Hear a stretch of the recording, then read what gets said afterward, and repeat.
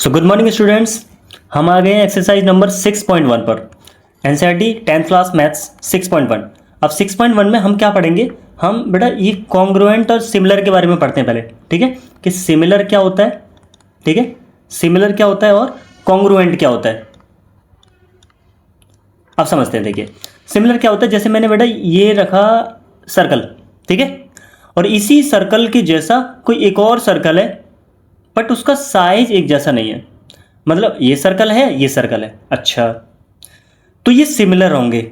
मतलब ऐसी चीज़ें सिमिलर हो सकती हैं कि अगर मैं इसको स्ट्रेच करूं, इसको फैलाऊं तो ये एग्जैक्ट इसके ऊपर आ जाए और आ जाएगा।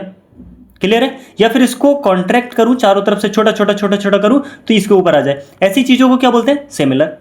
सिमिलर में क्या होता है कि बेटा जो शेप होती है वो सेम होती है। शेप ये भी सर्कुलर है, ये भी सर्कुलर है, साइज सेम नहीं होता है, ठीक है? अच्छा, कॉन्ग्रुएंट क्या होता है?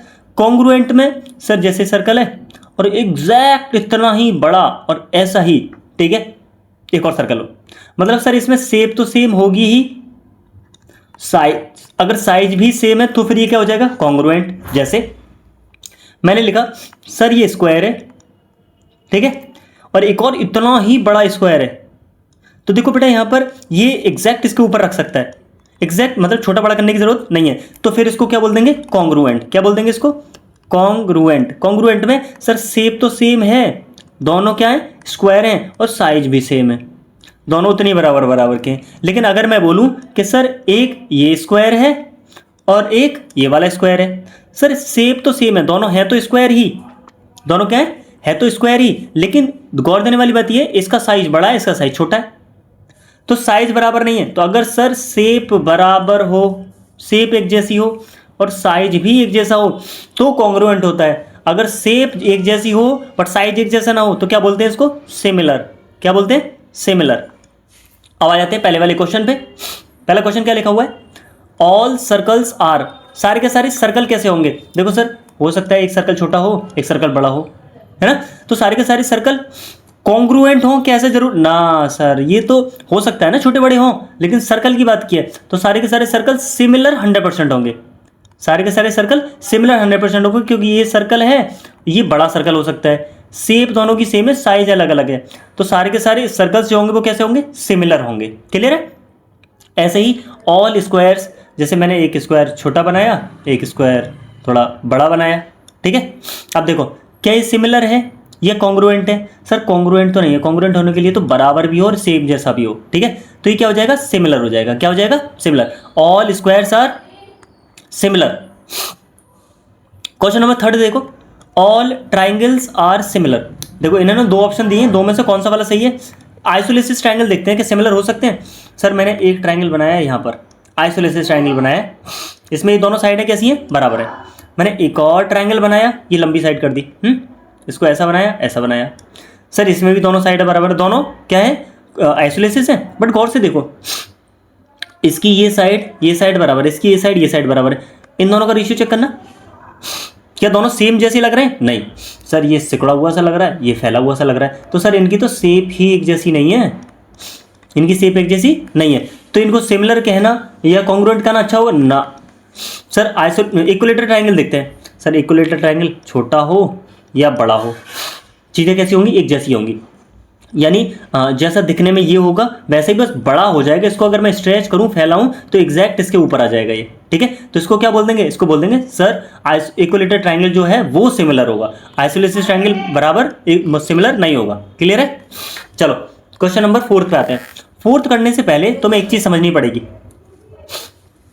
बेटा, सिर्फ ट्राइंगल को छोड़ के जितने भी पॉलीगॉन होते हैं, पॉलीगॉन जैसे मैंने बोला ये वाला, मैंने बोला रेक्टेंगल, मैंने बोला पेंटागन, ठीक है? इनमें होगा क्या?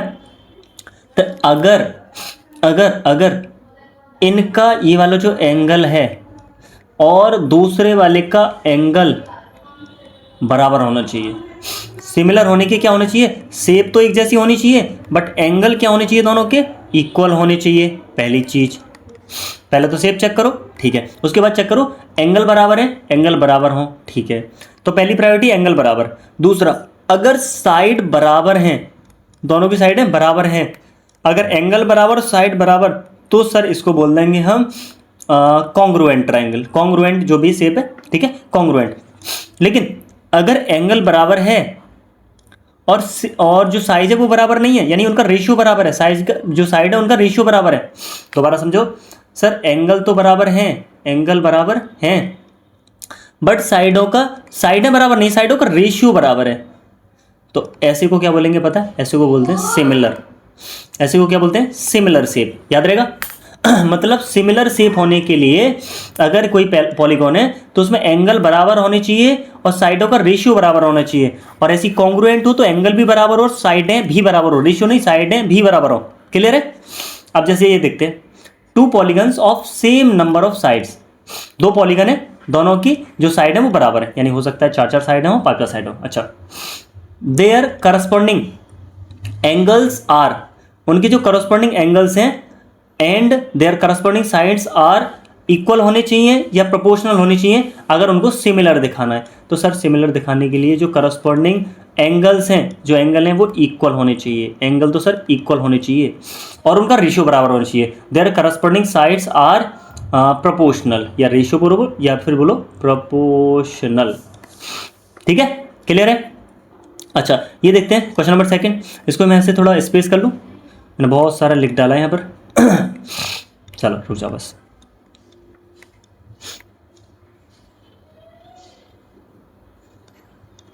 चलिए इतने भी करते हैं बस। देखिए लिखा हुआ है give 2 different examples of pair, 2 अलग अलग एग्जांपल्स देने कैसे? सिमिलर फिगर्स के। सर सिमिलर कैसे होंगी? सर सिमिलर ऐसे होंगी, एक सर्कल और एक बड़ा सर्कल सिमिलर है, बिल्कुल सर। शेप बराबर है, शेप एक जैसी है, साइज अलग अलग है, बिल्कुल सर। एक स्क्वायर लिया छोटा, एक स्क्वायर लिया बड़ा, ठीक है, ये भी सिमिलर है, बिल्कुल सिमिलर है। शेप एक जैसी है, साइज अलग अलग है, ठीक है। नॉन सिमिलर, नॉन सिमिलर में तो तुम कुछ भी ले लो, एक सर्कल ले लो, एक स्क्वायर ले लो, नॉन सिमिलर है। एक रेक्टेंगल ले लो, ठीक है, और एक रेक्टेंगल ले लो, एक पेंटांगल ले लो, ठीक है, एक रेक्टेंगल ले लो, एक पेंटांगल ले लो, शेप ही बराबर नहीं है तो सिमिलर नहीं होंगे। क्लियर है? आगे बढ़ते हैं इसके।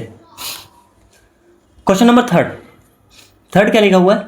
State whether the following quadrilaterals are similar और not.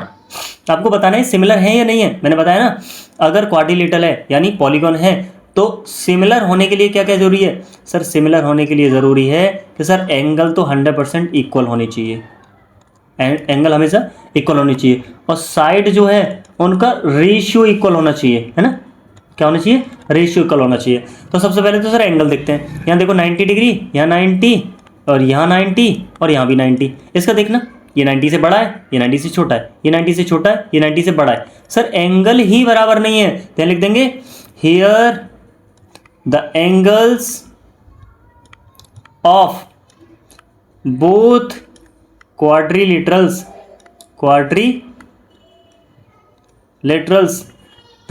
here the angle of both quadrilaterals are not equal, दोनों की जो एंगल है वो बराबर नहीं है। सो these quadrilaterals are not similar, ये दोनों सिमिलर नहीं है। क्लियर है? तो ये होगी हमारी एक्सरसाइज 6.1। इसके बाद मिलते हैं आपको एक्सरसाइज नंबर 6.2 पर। तब तक के लिए take care, all the very best.